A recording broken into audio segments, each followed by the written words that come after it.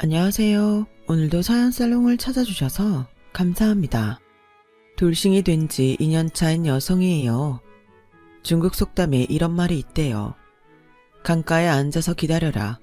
원수의 시체가 둥둥 떠내려올 것이다.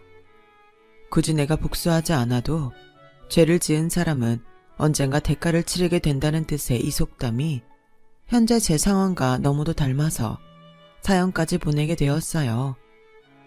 저도 한때 이곳에서 여러 사연을 들으면서 위안을 받곤 했었는데 이번에는 제 이야기가 누군가에게 그런 선한 영향을 끼칠 수 있기를 바라고 있습니다. 저는 편부스라에서 자랐어요. 저희 부모님이 사별을 하셨다거나 이혼을 하셨다면 적어도 사람들한테 동정심은 살 수 있었겠지만 안타깝게도 저는 그럴 수 없었어요.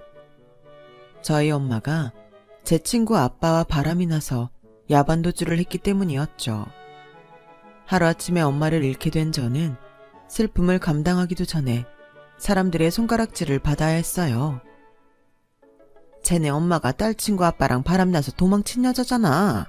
그 이미 그 딸이라고 쟤도 어린 게 얼굴에 새끼가 줄줄 흐르는 것 봐.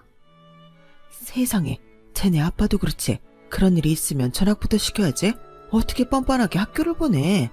제 얼굴 볼 때마다 제 엄마한테 아빠 뺏긴 애가 얼마나 속상하겠어. 동네 아주머니들은 제가 지나갈 때마다 제 뒤통수에 대고 이런 말들을 떠들곤 했어요. 저 역시 엄마를 뺏긴 건 마찬가지였는데 제 걱정을 해주는 사람은 아무도 없었죠. 거기에는 그럴 만한 이유가 있었어요. 남편을 뺏긴 친구 엄마가 거짓말로 동네방네 소문을 낸 탓이었죠. 지영이 엄마가 어떤 사람이었는지 아세요? 지 남편한테 사랑 못 받고 얻어맞고 사니까 온 동네 남자들한테 추파 던지던 년이었어요. 내가 그렇게 사정을 했는데도 기어이 순진한 내 남편을 꿰어서 도망까지 쳤잖아요. 우린 하루아침에 가장도 잃고 손가락 빨개 생겼는데 지영이네는 멀쩡하게 사는 거 봐요. 그러니 누가 피해자겠어요?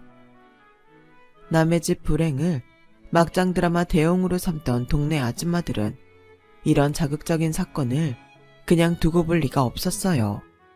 그 바람에 한 달이 건너 갈 때마다 살이 붙고 없는 에피소드까지 추가돼서 저희 엄마는 물론 아빠와 저까지 파렴치한으로 변해버렸죠. 결국 엄마가 집을 나가고 반년도 안 돼서 저희 집은 이사를 해야 했어요. 초등학교 졸업을 불과 2달 남긴 때였죠. 아빠, 나 학교 가기 싫어. 애들이 나보고 더러운 애래. 나랑은 짝도 안 하겠대. 아빠, 우리 이사 가자, 응? 하루가 멀다 하고 동네를 떠나자고 보채는 딸을 보니 아빠도 더는 버틸 수 없었던 모양이에요. 삶의 기반을 다 버리고 아빠와 함께 남들 자는 밤 몰래 이사를 감행했던 그날, 저는 결심을 했어요. 나는 절대로 엄마처럼 살지 않겠다고요. 자신의 이기적인 사랑을 위해 남편과 자식을 불행하게 만들어버린 엄마를 절대 용서할 수 없었거든요. 그런 엄마를 떠올릴 때마다 불행했던 어린 시절이 떠올라 어느 순간부터 결혼에 대한 회의를 느끼게 되었어요. 결혼에 대한 여지를 주지 않겠다는 강박감에 온전한 연애 생활도 시작하기 힘들었죠. 여중여고를 나와 대학에 들어가서야 남학생들과 한 강의실에서 수업을 듣게 되었지만 저는 좀처럼 남자한테 관심을 두지 않았어요. 저에게 남녀 사이란 세상에서 가장 더럽고 추악한 관계였으니까요. 당시에 저는 나도 어쩌면 내 엄마처럼 누군가에게 상처를 주게 될지 모른다는 두려움이 컸거든요. 하지만 세상 일은 모르는 거더라고요. 이런 제 마음을 바꿔준 사람이 있었거든요. 바로 제 남편이었죠. 남편은 저와 같은 동아리 선후배 사이였어요. 우리는 같은 시기에 캠퍼스 생활을 했던 건 아니고 제가 재학 중이던 때 직장인이던 남편이 동아리 모임에 참석하면서 만나게 되었어요. 후배들을 격려하는 차원에서 술자리에 참석해 술값을 내주고 일찍 자리를 뜨는 선배들과 달리 남편은 후배들과 함께 3차까지 함께 했어요. 술자리가 파하자 남편은 기다렸다는 듯이 저를 집에 데려다 주었어요. 저와 같은 동네에 산다며 대리기사를 부를 테니 같이 타고 가자고 했죠.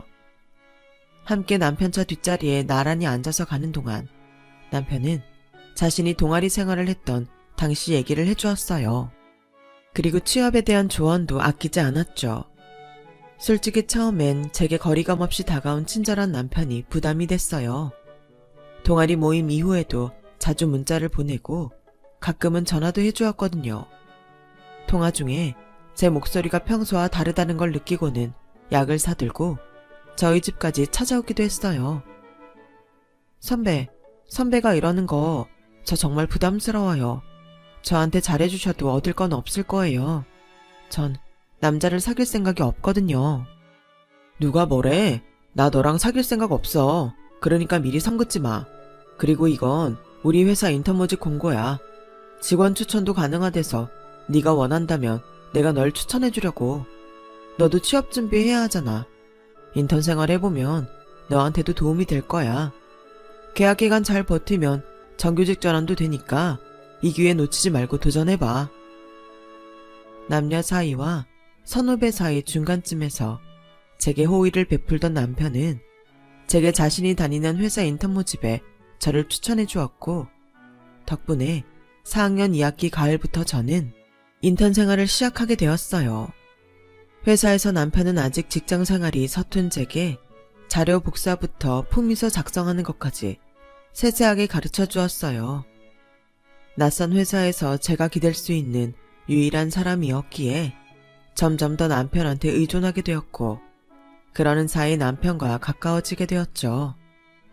그러다 인턴 생활을 마치고 정규직으로 전환되었을 땐 회사 내에서 남편과 저는 공공연한 연인 사이로 둔갑되었어요. 정작 우리는 사귀기로 한 적도 없는데 말이죠. 제 첫 사수였던 김 대리님은 종종 제게 형수님이라고 부를 정도였어요. 제가 왜 대리님 형수예요? 그 호칭 불편합니다. 유지영씨 왜 이래?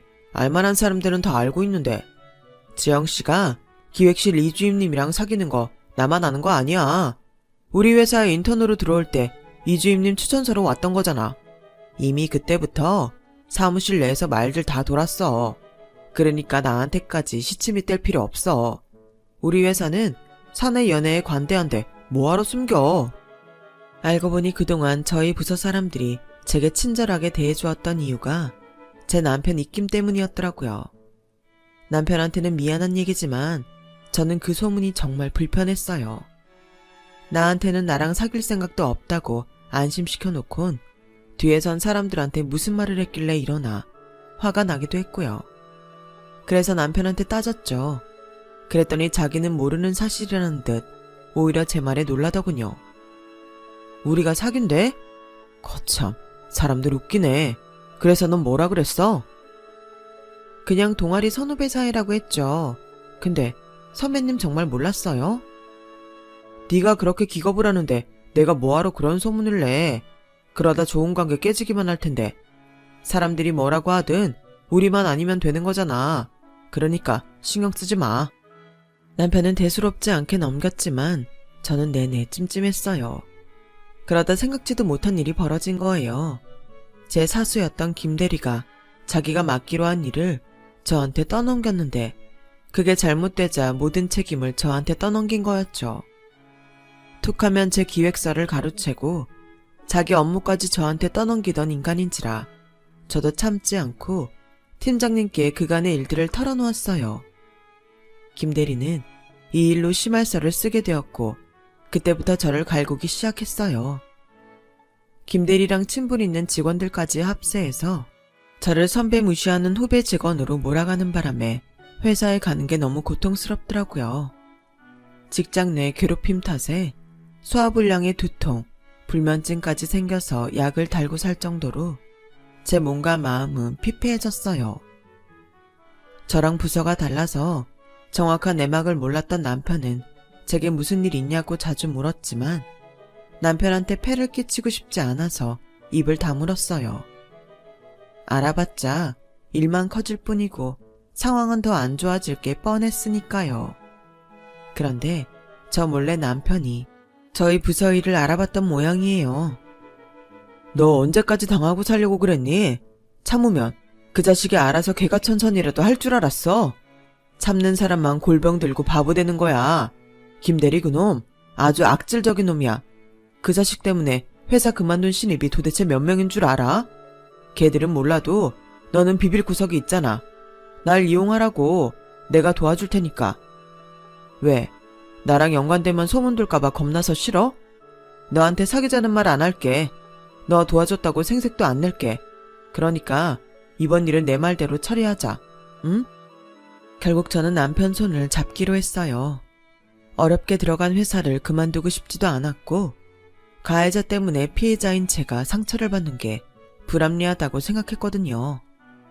그래서 남편 말을 따라 김대리를 비롯한 몇몇 직원들이 저한테 했던 직장 괴롭힘 증거로 음성 녹취와 동영상 및 제 병원 진단서 등을 준비했어요. 그리고 저희 부서 부장님께 자료를 넘기고 회사 내에서 이번 건을 해결해주지 않으면 정부기관에 정식으로 신고 접수를 하겠다고 말했어요. 부장님을 만나는 자리에는 남편도 함께 동석했고요. 결국 김대리는 지방 영업소로 발령이 났고 함께 저를 괴롭히던 사람들은 부서 이동과 감봉 조치가 취해졌어요. 남편 덕분에 상황이 잘 해결됐지만 남편은 그 일을 빌미로 제게 부담을 주거나 생색을 내지 않았어요. 오히려 전과 마찬가지로 편하게 저를 대해주었죠. 그런 남편의 모습에 그동안 빗장을 걸어 잠궜던 제 마음이 서서히 풀리기 시작했어요. 그리고 얼마 뒤 남편과 사귀게 되었어요. 이제 공공연한 연인 관계가 되자 저는 우리 두 사람에 대한 소문이 두렵지 않더라고요. 같은 직장에 다니기 때문에 출근도 함께 하고 딱히 외부 업무가 없을 때는 퇴근도 함께 했어요. 점심도 늘 함께 먹었고요. 자는 시간 빼고는 늘 붙어있게 되자 사귄 지 1년이 지난 즈음에는 마치 부부 사이처럼 많이 가까워지게 되었죠. 그러자 남편이 청혼을 하더군요. 저랑 처음 만난 순간부터 따지면 4년 가까운 시간이 흐른 터라 남편은 결혼 정년기였던 탓에 시댁에서 결혼을 서둘렀거든요. 그런데 결혼 얘기가 나온 순간부터 겁이 나기 시작했어요.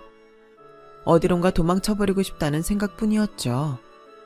연애의 끝이 결혼이 될 거라는 건 어느 정도 짐작했던 일이었지만 막상 닥치고 보니 걱정이 깊었어요. 저도 엄마처럼 될까봐요. 하지만 도망치고 싶다는 마음과 달리 용기가 없었던 저는 남편 손에 이끌려 결혼을 향해 가고 있었어요. 하지만 상견례를 하기도 전에 아빠가 신부전증으로 세상을 떠나시면서 결혼 진행은 멈춰졌어요. 우리 부모님이 결혼은 내년쯤으로 미루시재. 너희 아버님 돌아가신 지 얼마 안 됐는데 결혼식을 진행하는 건 무리라고. 아쉽지만 어쩌겠어. 난 차라리 결혼식을 그대로 진행하는 게 어떨까 생각하지만 아버님도 안 계신 집에 너 혼자 두는 게 마음이 쓰여서 말이야. 남편의 말에 솔직히 저는 흠칫했어요. 말도 안 되는 소리지만 마치 아빠가 결혼을 두려워하는 저에게 시간을 주려고 일찍 세상을 떠나신 게 아닌가 생각하던 참이었거든요. 잠시 미뤄졌던 결혼은 이듬해 봄에 치르게 됐어요.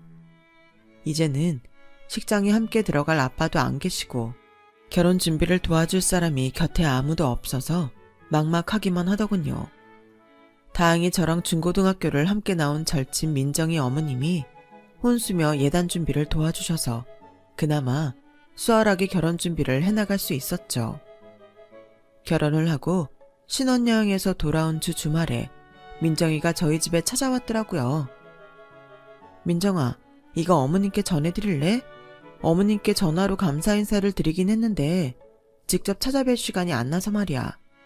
내 혼수 준비하는데 도와주셔서 고마운 마음에 하나 샀어.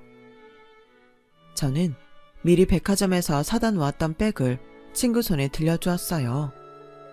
비록 국내 브랜드이긴 하지만 인지도도 높고 가격도 어느 정도 되는 제품이었죠.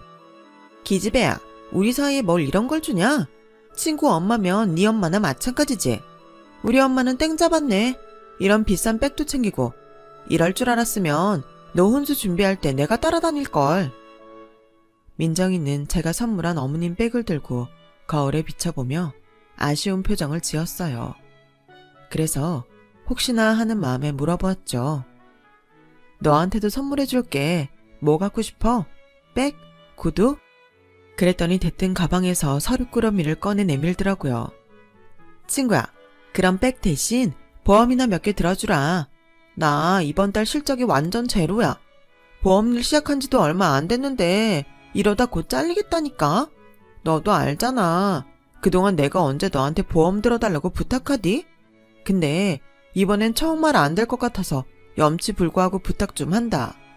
혹시 몰라서 내가 몇 개 뽑아봤는데 한번 볼래? 암보험이랑 실비보험, 뇌혈관 질환보험이랑 상해는 필수야. 네가 여유가 되면 사망보험도 들면 좋긴 한데 어때? 여유 좀 되니?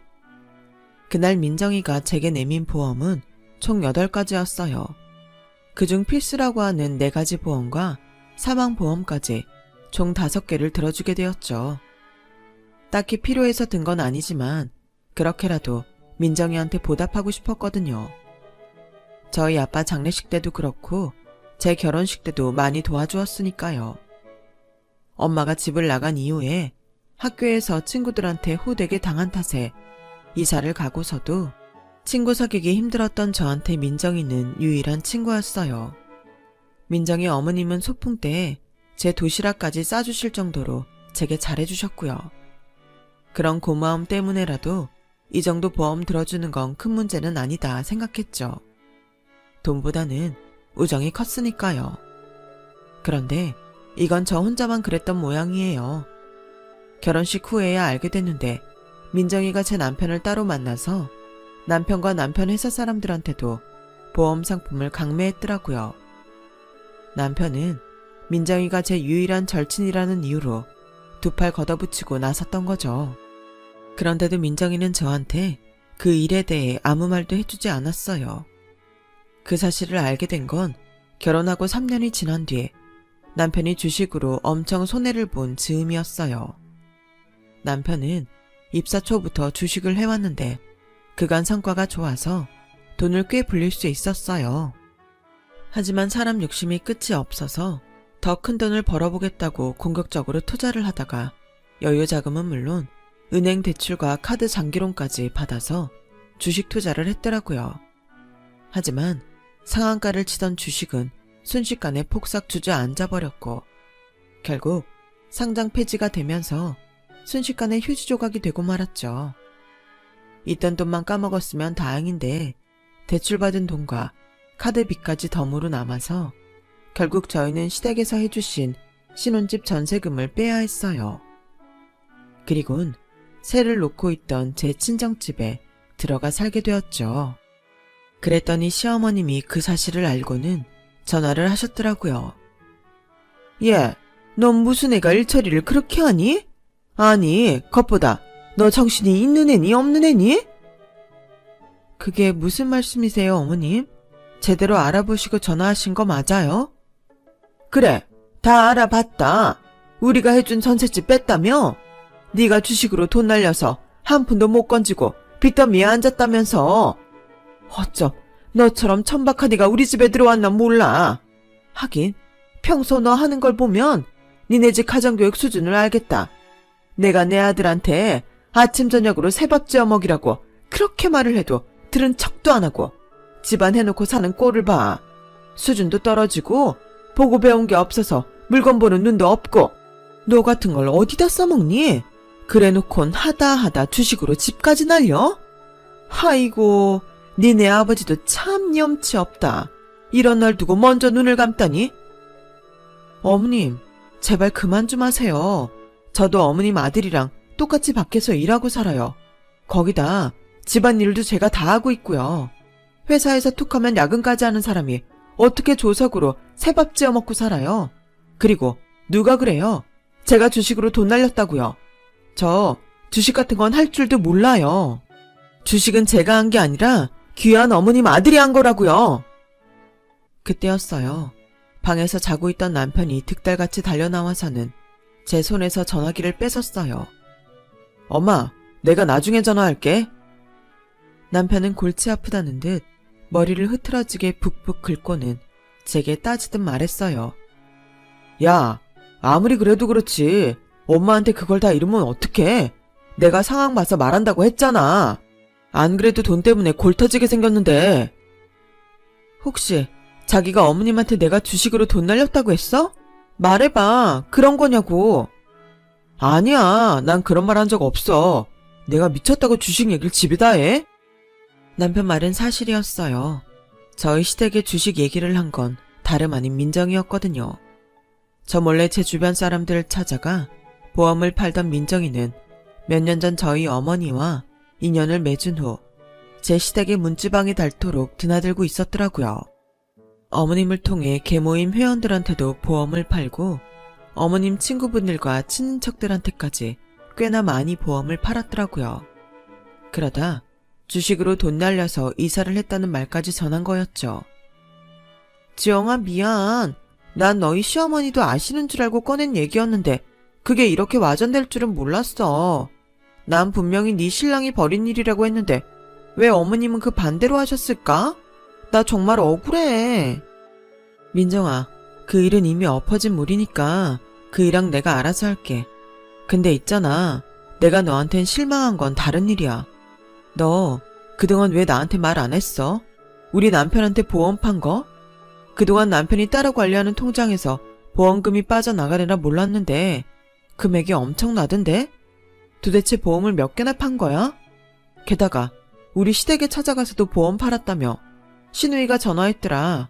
어머님 아버님 앞으로 보험이 엄청 들어있다고. 게다가 필요하지도 않은 보험까지 키워 팔았다고 난리였어. 너 어쩌자고 그런 거니? 암튼 최대한 빨리 불필요한 보험 좀 정리해줘. 그러자 민정이가 빽 소리를 질렀어요. 야, 너 웃긴다? 그럼 내가 필요도 없는 보험을 강매했다는 거야? 내가 보험 매판한다고 지금 나 무시하는 거냐고. 네가 잘났으면 얼마나 잘났다고 그래? 필요 없는 보험? 그걸 네가 어떻게 알아? 네가 보험에 대해 알면 뭘 안다고? 설계사인 내가 어련히 알아서 했을까? 암튼 난 그 보험 정리 못해. 그러니까 정리하려거든 네가 네 시어머니 찾아가서 해결해. 부모도 없는 기집애를 나랑 우리 엄마가 보살펴줬더니 그깟 보험 몇 개 때문에 사람을 우습게 알아? 너 인생 그렇게 사는 거 아니야. 그리고 앞으로 나한테 전화도 하지 마. 나 이제 너랑 친구도 뭣도 아니니까. 먹긴 놈이 성낸다고 민정이는 오히려 저한테 화를 내고는 전화를 끊었어요. 하는 수 없이 시부모님 보험 정리를 하려고 그주 주말에 남편과 함께 시댁에 찾아갔어요. 간 김에 주식 문제는 남편이 저지른 짓이란 것도 설명드렸고요. 그런데 어머님이 대뜸 그러시는 거예요. 세상에, 우리 아들 몰골 좀 봐.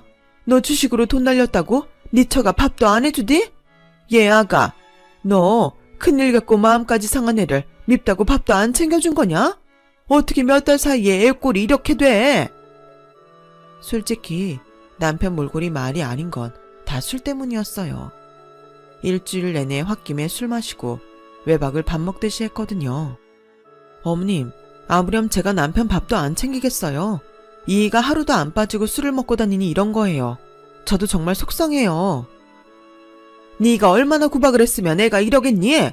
집 날리고 네 친정집에 들어가 살게 됐다고 유세 깨나 부린 모양인데 너 그러면 안 된다. 니네 엄마 네 친구 아빠랑 눈 맞아서 집 나갔다며. 그런 콩가루 집구석에서 자란 주제에 어디서 꿀값은? 딸은 엄마 팔자 담는다고? 너도 안 그러라는 법 있겠니? 왜? 내가 어떻게 알았나 궁금해? 네 친구 민정이가 얘기해주더라. 결혼 전에 알았더라면 너 같은 건 들이지 않는 건데. 아휴, 집안에 여자 하나 잘못 들여서 이게 뭔 꼴인지. 창피한 줄 알면 알아서 기어. 눈 부라리고 대들지 말고. 그래놓곤 어디서 지 남편 탓을 해. 이래서 부모 없는 것들은 뭐가 티나도 나는 법이라니까. 하긴 그딴 애미애비는 없는 게 나은지도 모르지. 순간 온몸에 피가 다 빠져나가는 기분이었어요.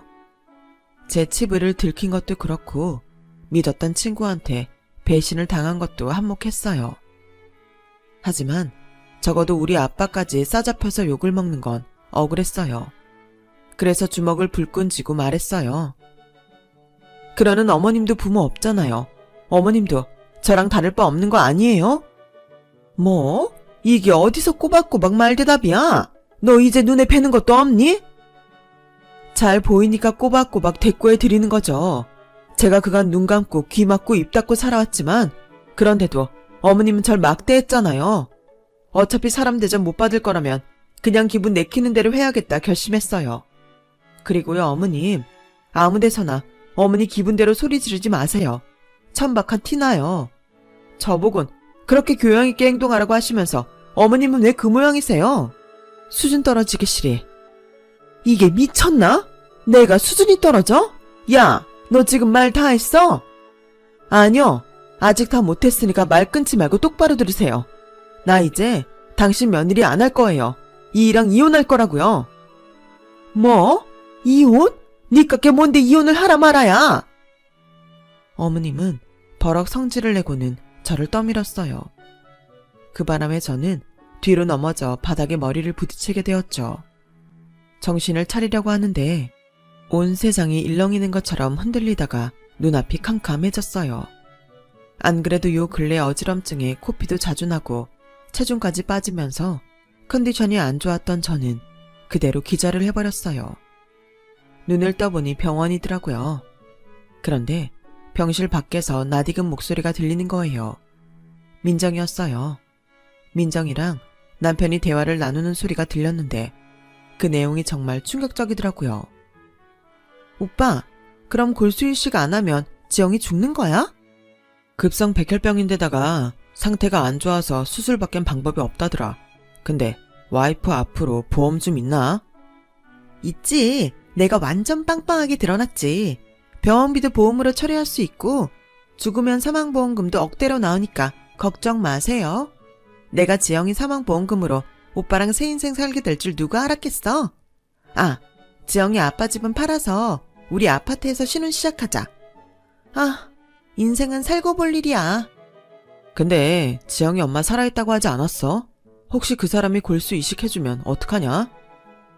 오빠, 집 나간 지 20년 된 여자가 아직까지 딸한테 연락이 없을 땐 인연 끊었다는 증거야. 걱정 말라고. 그동안 이 년놈들이 저모르게 뒤에서 붙어먹었더라고요. 내가 수술 외에는 살 길이 없다는데도 남편과 친구녀는 내 보험금으로 지들 새 인생 살 생각뿐이었어요. 억울하고 분통 터져서 도저히 순순히 죽고 싶지 않더라고요. 그래서 기력이 남아있을 때 엄마를 찾아야겠다고 생각했어요. 그래서 간병인 아줌마한테 부탁해서 사람 찾아주는 흥신소를 소개받았어요. 내 인생을 망가뜨린 엄마였지만 그래서 더더욱 엄마 골수라도 받아내야겠다 생각했거든요. 제 체력이 점점 더 떨어져서 혹시나 늦어질까 싶어 업체에 웃돈을 주고 급행으로 의뢰했더니 열흘 만에 엄마를 찾아냈더라고요. 엄마와 연락이 된 그날 밤 엄마는 병원으로 달려왔어요. 차림을 보니 돈이 꽤 있는 집에서 사는지 부티가 나더군요. 그 모습을 보니 더 화가 났어요. 아빠랑 나는 시궁창에서 허우적대고 살았는데 자기 혼자 잘 먹고 잘 살았구나 생각했으니까요. 그래서 당당하게 골수 이식을 해달라고 말했어요. 엄마가 일말의 양심이라도 있다면 골수 이식 꼭 해줘. 나 꼭 살아야겠으니까. 그거 해달라고 엄마 찾은 거야. 싸늘한 제 말에 엄마는 아무 말도 못하고 눈물만 뚝뚝 흘렸어요. 울 거 없어. 뭐 잘했다고 엄마가 울어? 나 이렇게 된 거 따지고 보면 다 엄마 탓인데 엄마 팔자 안 닮으려고 내가 얼마나 기를 쓰고 노력하며 살았는지 알아? 근데 이게 뭐야. 더 거지 같은 인생을 살게 됐잖아. 믿었던 남편놈이랑 내 하나밖에 없는 친구년이 내연관계래. 나 죽으면 나오는 보험금으로 지들 신혼생활 시작하겠대. 내 인생은 왜 이 모양일까? 나 정말 억울하고 우라통이 터져서 이대로 못 죽겠어. 그러니까 엄마가 나 살려내. 나 좀 살려달라고. 참았던 눈물이 쏟아지면서 저는 악을 쓰고 살려달라고 소리쳤어요. 엄마는 그런 저를 끌어안고 대성통곡을 하셨죠. 그렇게 폭풍처럼 20년 만에 모녀상봉이 지나자 엄마는 자신이 왜 집을 나갔는지 그리고 지금까지 어떻게 살았는지 차근차근 설명해 주셨어요. 남자랑 눈이 맞아서 집을 나갔다는 사실과 달리 엄마는 제 친구 아빠한테 겁탈을 당한 거였어요. 그래놓곤 오히려 엄마를 꽃뱀을 몰아 아빠 몰래 불러내 몹쓸 짓을 벌여댄 거였죠. 엄마가 경찰에 신고하려 하자 그간 자기와 잠자리를 했던 사진들을 아빠 회사랑 제가 다니는 학교에 뿌리겠다며 협박을 했고 엄마는 우리 모녀를 위해 도망을 쳤던 거였어요. 그리곤 외가가 있는 미국으로 가서 그곳에서 숨어 사셨던 거죠. 그러다 10년 전쯤 재혼을 하셔서 몇 년 전에 한국으로 들어오셨다고 하더군요. 제 결혼식도 먼발치에서 보고 가셨더라고요. 이럴 줄 알았으면 도망치지 말 걸 그랬어. 그랬으면 너도 네 아빠도 그런 수모는 안 겪었을 텐데. 엄마가 미안해. 이게 다 내 탓이야, 지영아. 앞으로 넌 아무 걱정하지 마. 엄마가 어떻게든 널 살릴 테니까. 엄마 골수도 줄 거고 우리나라에서 제일 좋은 병원에서 치료해 줄게. 엄마 돈 많아. 내 딸 이렇게 안 보내. 20년이 흐른 뒤에야 진실을 알게 된 저는 엄마 품에 안겨 모처럼 따뜻한 밤을 보냈어요. 그리고 며칠 뒤 엄마는 변호사를 선임해 제 남편한테 소송을 걸었어요. 민정이한테도 마찬가지고요. 비록 간통죄는 사라졌다고 해도 다양한 방법으로 죄를 물을 길은 있더라고요. 수임료가 비싼 로펌 변호사라서 그런지 일 처리도 아주 꼼꼼했어요. 그러자 남편이 달려와 이혼은 안 된다고 울부짖더라고요. 말로는 제가 불쌍해서 혼자 놔둘 수 없다고 했지만 실상은 제 보험금 때문이었을 거예요. 혼자 둘 수 없다는 놈이 나 몰래 민정이랑 붙어먹었니? 나 입원해 있는 동안 내 집에서 동거까지 하면서? 어떻게 알았냐고? 세상에 돈으로 안 되는 거 없더라. 하긴 그건 네가 제일 잘 알겠네. 너도 한때는 꽤 괜찮은 남자였잖아. 돈맛이 들어서 인간 말종으로 변하기 전까지는. 나 엄마 찾았어. 우리 엄마가 돈이 꽤 많더라고. 그래서 비싼 변호사도 구해줬고 내 복수도 대신해 주신대. 너랑 민정이 그년한테. 간통죄는 사라졌어도 니네 둘 회사에서 매장시킬 방법은 무궁무진하더라.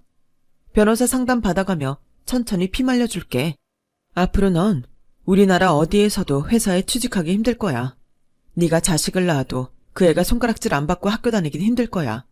그러니까 민정이랑 상의해서 피임 잘하고 살아. 안 그랬다간 니들 눈에서 피눈물 흘리게 될 테니까. 아, 그리고 나 곧 수술해. 다행히 엄마 골수가 나한테 잘 맞을 거라네. 생각 같아선 너랑 민정이 쥐두새도 모르게 저 세상으로 보내버리고 싶은데 한때나마 당신이 나한테 보여준 진심이 있어서 이렇게 끝내는 줄 알아. 내 얘기 끝났으니까 꺼져, 이 개새끼야. 남편은 울고 짜고 난리를 쳤지만 결국 병원 측 보안요원 손에 끌려 병원에서 쫓겨났어요. 그해 겨울 저는 이혼을 하게 됐고 남편은 맨몸으로 제 집에서 쫓겨났어요. 거기다 위자료와 간통에 따른 피해 보상금까지 토해내게 되었죠. 남편한테는 돈이 없어서 그 돈은 시댁에서 마련해줬다고 하더군요. 민정이 역시 상간녀 위자료 청구 소송에서 패해 저한테 위자료를 물게 됐어요. 거기다 영업소에 간통 사실이 알려져서 같이 일하던 보험 설계사들한테 따돌림을 당하다 결국 보험일을 관뒀다고 하더군요. 그리고 2년이 지난 지금 저는 거의 완치 상태가 되어 엄마와 함께 살고 있어요. 엄마와 재혼했던 분이 돌아가시면서 엄청난 유산을 남기셔서 난생 처음 잔디가 깔린 저택에서 살고 있죠. 엄마는 지난 20년간 못해준 엄마 노릇을 하시겠다며 제 식단 관리부터 운동 스케줄까지 다 관리하고 계세요. 살면서 이렇게 행복한 순간이 있나 싶을 정도로 저는 인생의 봄날을 만끽하고 있답니다. 건강한 모습으로 엄마와 오래오래 이 봄날을 보내고 싶네요. 제 사연을 들어주셔서 감사드려요. 여러분의 내일이 만개한 꽃이 만발한 봄날 같기를 진심으로 바랍니다. 건강하세요. 여러분, 사연 댓글에 응원과 현명한 조언 부탁드려요. 좋아요와 구독은 저에게 큰 힘이 됩니다. 오늘도 좋은 일 가득하세요.